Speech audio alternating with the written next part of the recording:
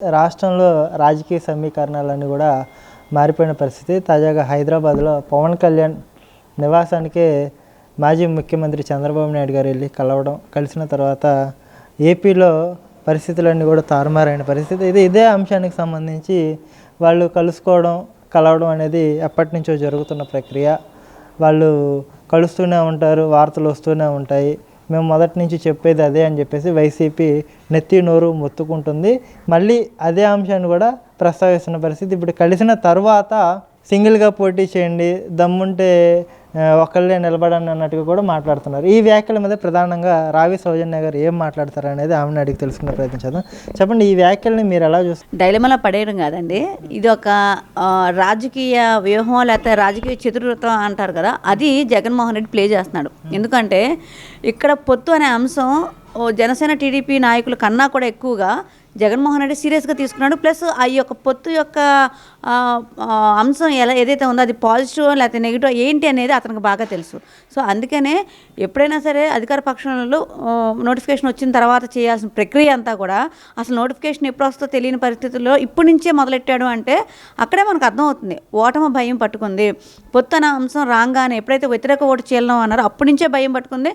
So అప్పటి నుంచి ఈ మాటలు మాట్లాడతా ఆ మాటలన్నీ కూడా జనసేన కొంచెం వెనక తగ్గాలనేది, బాబు పలకి మోయడానికి పార్టీ పెట్టాడు, లేకపోతే ఇలాంటి మాటలన్నీ మాట్లాడితే కొంచెం క్రిటిసైజ్ చేస్తే నాయకులతో పాటు కళ్యాణ్ గారు కూడా వెనక తగ్గుతారు. సో మళ్ళీ నెక్స్ట్ మనమే అధికారంలోకి రావచ్చు అనే ఉద్దేశంతో అనేక పన్నాలు పన్నారు. పొత్తు పెట్టుకున్న తర్వాత కూడా అనేక మాటలు మాట్లాడారు.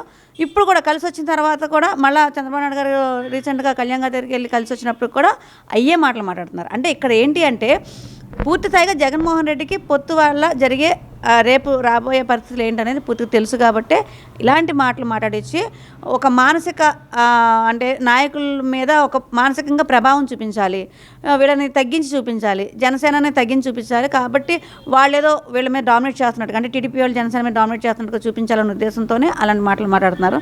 సో అవి అయితే జనసేన పార్టీగా మేము పట్టించుకోవట్లేదు. చేసిన అభివృద్ధిని చెప్పుకోకుండా కేవలం పవన్ కళ్యాణ్ పార్టీ పెట్టి 10 సంవత్సరాలు అవుతుంది. జన సైనికులు కానివ్వండి, జనసేన పార్టీలో ఉన్న నాయకులు కానివ్వండి, ఎప్పటికైనా తెలుగుదేశం పార్టీ, జనసేన పార్టీ జెండా మోసే కూలీలుగానే మీరు పరిగణించబడతారు అన్నట్టుగా కూడా మాట్లాడుతున్నారు. అంటే ప్రధానంగా ఈ జెండా మోసే కూలీలు అన్న మాట జనసేన పార్టీకి ఎంత మేరకు వర్తిస్తుంది? దీన్ని మీరు స్వీకరించే పరిస్థితి ఉంటుందా, లేకపోతే 24లో తిప్పికొట్టే పరిస్థితి ఉంటుందా అంటే ఏం చెప్తారు? జెండా కూలీన అంటే మాత్రం దాన్ని స్వీకరించే పరిస్థితిలో ఖచ్చితంగా జనసేన వీర మహిళలుగా, జన సైనికులుగా, జనసేన నాయకులు ఎవరు ఉంటారండి. ఎందుకంటే 10 సంవత్సరాలుగా పార్టీ ప్రతికూల పరిస్థితిలో ఉన్నా కూడా మేము చాలా ధైర్యంగా జెండా మోస్తున్నాం. ఈ రోజుకి మోస్తున్నాం, ఎప్పటికీ మోస్తూనే ఉంటాం. ఈరోజు ఒకవేళ కొన్ని కారణాల వల్ల పొత్తు పెట్టుకోవాల్సిన పరిస్థితి వచ్చినా అది కేవలం ప్రజల యొక్క సంక్షేమం కోసం, ప్రజాక్షేమం కోసం మాత్రమే ఈ నిర్ణయం జరిగింది. కాకపోతే ఇవన్నీ కూడా వైసీపీ వాళ్ళకి ఒక రాజ్యాంగం అన్నా లేదా ఒక ప్రజాస్వామ్యం అన్నా ఇవన్నీ కూడా బూతు మాటలుగా అనిపిస్తాయి. కాబట్టి మేము చెప్పే ఏవి కూడా వాళ్ళకి అర్థం కాదు. సో ఇక్కడ పొత్తు అనే అంశం కూడా మనం వస్తే ఇది కేవలం ప్రజలు కోరుకుంటున్న పొత్తు అండి. ఇది పార్టీల మధ్య పొత్తు కాదు.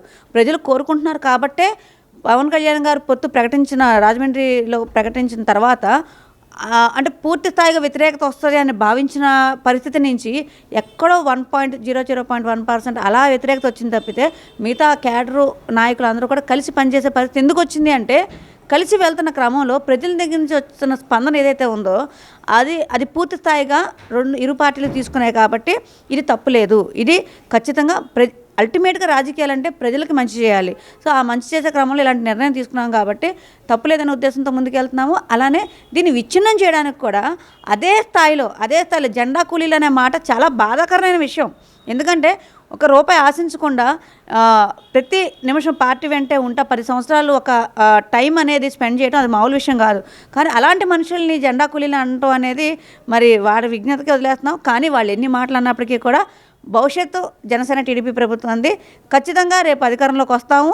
ఇప్పుడు ఏదైతే మేము వాగ్దానాలు ఇస్తున్నామో లేదంటే ఈ పొత్తు పెట్టుకునే ఆవశ్యకత ఏదైతే ఉందో అదంతా కూడా నెరవేర్చి తీరుతామని చెప్తున్నాం. ఇంకో పక్క చూసుకుంటే అంగన్వాడీ కార్యకర్తలు, అంగన్వాడీ టీచర్లు ఇప్పుడు రోడ్డు ఎక్కారు. గత 8 రోజులుగా మా హక్కులు, మా డిమాండ్లను నెరవేర్చండి మహాప్రభు అని చెప్పేసి రాష్ట్ర ప్రభుత్వానికి విన్నవించుకుంటున్నారు. దీని మీద ప్రభుత్వం అయితే స్పందిస్తుంది కానీ వాళ్ళ డిమాండ్లన్నీ కూడా నెరవేర్చని పరిస్థితి. అసలు అన్నీ ఇంటికే గుమ్మం వద్దకే సంక్షేమ పథకం అన్నప్పుడు అంగన్వాడీలు ఆశా వర్కర్లు ఉండాల్సిన అవసరం ఉందంట. అంగన్వాడీలు ఆశా వర్కర్లు ఎంతైనా అవసరం అండి మన రాష్ట్రానికి. ఎందుకంటే ఒక గుమ్మం వద్దకే సంక్షేమం ఉన్నారు కదా. గుమ్మం వద్దకు వచ్చినప్పటికీ కూడా అది మాటల వరకే చెప్పడానికి అవుతుంది తప్పితే మీకు లిటరల్గా వచ్చేటప్పుడు ఎక్కడ అవుతుంది. ఇప్పుడు బియ్యం తీసుకుందాం, రేషన్ అన్నారు, ఏమన్నారు గుమ్మం దగ్గరికి తీసుకొచ్చిస్తున్నారు. అతను ఏం చేస్తాడు, ఒక సన్ను చివర పెడతాడు, విజిల్ వేస్తాడు. ఆ విజిల్ కూడా ఎలా ఉంటుందో తెలుసా, పోలీస్ సైరన్ కాడ ఉంటుంది. గబుక్కుమని మనం బయటకు వచ్చి ఏంటి ఎవరైనా జీప్ వచ్చిందని చెప్పి చూస్తాం, ఆ టైప్లో సైరన్ ఉంటుంది. మొత్తం ఆ రోడ్లో ఉన్న ఎంతమంది అయితే ఉంటారో అంతమంది లైన్ కట్టుకొని అక్కడ తీసుకుంటారు. కానీ అది కాదు కదా పద్ధతి. అదేదో ఇంకో 2 అడుగుల ముందైతే డిపోలకి వెళ్ళి తీసుకొచ్చే పరిస్థితి. కానీ అది మానేసి మళ్ళీ ఈ వ్యాన్లు పెట్టి ఈ వ్యాన్లు తగలేసి మళ్ళీ డ్రైవర్లకి దాంట్లో 2 ఉంటారు, ఒక డ్రైవర్కి పే చేయాలి, ఇంకొకటి హెల్పర్ ఉంటాడు, ప్లస్ వ్యాను.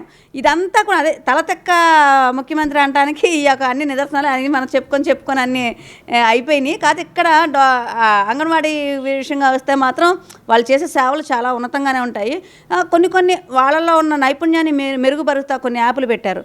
ఇక్కడ పిల్లలకు వండి పెడతారా, పిల్లల్ని ఆడిస్తారా, లేకపోతే ఆ యాప్లు 4 యాప్లు, ఒకటి కూడా కాదు, ఒకటేమో కేంద్ర ప్రభుత్వాన్ని, 3 రాష్ట్ర ప్రభుత్వాన్ని. సో అటు కేంద్రానికి వాళ్ళు ఇక్కడ ఏం జరుగుతున్నాయి ఫోటోలతో సహా అప్డేట్ ఇవ్వాలి, అలానే రాష్ట్రానికి ఇవ్వాలి. సో ఈ వర్క్ ఎక్కువైపోతుంది. అంగన్వాడీ టీచర్లు అంటే వాళ్ళు చదువుకున్న వాళ్ళు కాదు, లేకపోతే ఇంకోటో కాదు. అక్కడ ప్లస్ కొన్ని పల్లెటూరులో సిగ్నల్స్ ఉండొచ్చు, ఉండకపోవచ్చు. ఇది టైం వేస్ట్ అయిపోద్ది కదా. సో వాళ్ళు కోరుకుంటుంది ఏంటి, మనకి 11,500 మామూలుగా 11,500 ఇస్తున్నప్పుడు దాంట్లో కేంద్ర ప్రభుత్వానికి 60% ఎంత ఉంది, రాష్ట్ర ప్రభుత్వానికి 40% ఉంది. సో ఇక్కడ ఏమవుతుంది, అతను ఈ పాదయాత్ర చేసినప్పుడే తెలంగాణ కన్నా 1,000 రూపాయలు ఎక్స్ట్రా ఇస్తానని చెప్పి, అంటే ఫిగర్ చెప్పలే ఆ రోజు, తెలంగాణ కన్నా ఎక్కువ ఇస్తానని చెప్పాడు.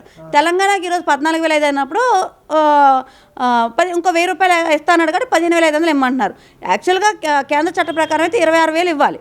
సో అది ఇవ్వలేదు. సరే కనీసం రాష్ట్ర ప్రభుత్వం హామీ ఇచ్చినట్టు అన్నా కూడా తెలంగాణ కన్నా ఒక 1,000 రూపాయలు ఎక్స్ట్రా అయితే 15,500 వస్తాయి కదా. సరే అవి కూడా ఇవ్వట్లేదు. ఒక పిల్లాడికి ఒక ఫుడ్ వండి పెట్టాలంటే ₹1.5 ఇస్తారు, ₹1 గ్యాస్కి ఇస్తారు, ₹2. అంటే 10 మంది పిల్లలు కనుక ఆ కేంద్రంలో ఉంటే 20 రూపాయలతో వాళ్ళకు ఒక పప్పు, ఒక కూర, అంటే వాళ్ళకి ఏంటంటే బియ్యం ఇస్తారు, కందిపప్పు అది ఇస్తారు, అంతే. బియ్యం, కందిపప్పు అవి ఇస్తారు, నిత్యావసరాలు ఇస్తారు. కానీ దాన్ని వండాలి కదా, గ్యాస్ కానీ, నూనె కానీ, చింతపండు కానీ, కూరగాయలు కానీ.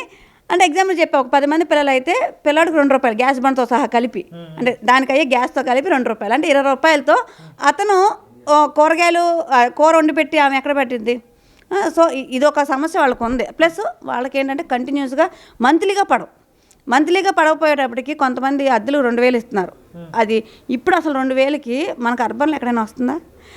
కనీసం ఒక 10 మంది పిల్లలు ఉంచాలన్నా కూడా అందులో 2 గదులు ఉండాలి, ఒక వాష్రూమ్ ఉండాలి. 2 గదులు ఒక వాష్రూమ్తో 2,000కి ఎక్కడైనా వస్తుందా? ఈ పల్లెటూరులోనే రావడం కష్టం, సిటీ లాంటి వాటిలో అసలు కష్టం. అలాంటి అయినా సరే వాళ్ళు పెట్టుకొని ఏదో చేదోడు గోదోడు అన్నట్టుగా ఆ మహిళలు ఏదో వాళ్ళకున్న పరిస్థితికి బట్టి పెట్టుకొని చేస్తుంటే అవి కూడా వాళ్ళకు 6 నెలలకు ఒకసారి, 3 నెలలకు ఒకసారి ఇలాంటివి వచ్చే పరిస్థితి ఉంటాయి. అంటే వాళ్ళకి వచ్చే ఫండ్స్ను కూడా డైవర్ట్ చేసి జగన్మోహన్ రెడ్డి తినేసి వాళ్ళని రోడ్డు మీద తీసుకొచ్చి, పోనీ రోడ్డు మీదకి వచ్చినప్పుడు కనీసం సంప్రదింపులు ఉండాలి. ఫస్ట్ నుంచి జగన్మోహన్ రెడ్డికి లేనిది ఏంటి అంటే, ఒక సమస్య వచ్చినప్పుడు ఆ సమస్యని సానుకూలంగా పరిష్కరించాలనే ఆలోచన లేదు.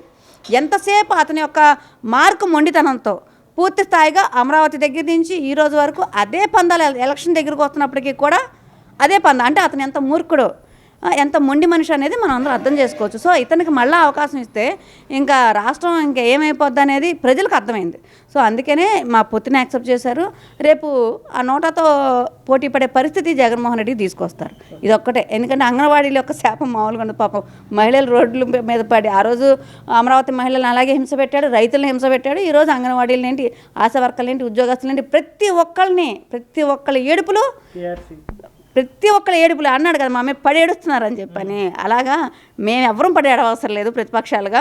ప్రజలే ఆయన మీద ఆయన విధానానికి ఏడుస్తున్నారు కాబట్టి ఖచ్చితంగా ఆ శాపం ఖచ్చితంగా జగన్మోహన్ రెడ్డి తగిలి అతని ప్రభుత్వం కుప్పకూలిపోవడం గ్యారంటీ.